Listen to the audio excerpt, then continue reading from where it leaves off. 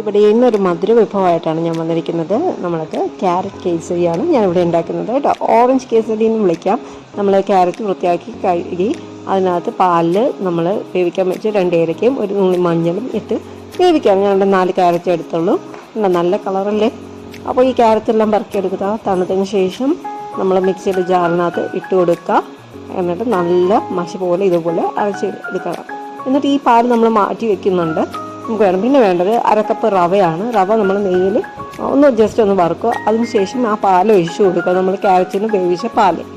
പിന്നെ അത് വെന്ത് ഒരു പരുവാകുമ്പോഴത്തേക്ക് നമുക്ക് 1/2 കപ്പ് പഞ്ചസാര ഇട്ട് കൊടുക്കുക. പിന്നെ ആ ക്യാരറ്റ് പേസ്റ്റും കൂടി മിക്സ് ചെയ്യുക. എല്ലാം കൂടി മിക്സ് ചെയ്തിട്ട് നന്നായിട്ട് ഇറക്കി ജോയിൻ ചെയ്ത് വരുമ്പോഴത്തേക്ക് ഇത് നമ്മളിനി ഇടയ്ക്കിടയ്ക്ക് നെയ്യ് ഇങ്ങനെ തൂക്കി കൊടുക്കണം. മധുരം ആവശ്യമുണ്ടെങ്കിൽ കുറച്ചും കൂടി ഇട്ട് കൊടുക്കാം.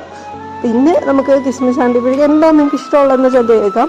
പിന്നെ ഇത് നമ്മുടെ ഇങ്ങനെ പാത്രത്തിൽ നിന്ന് വിട്ട് വരുന്ന പരുവാകുമ്പോൾ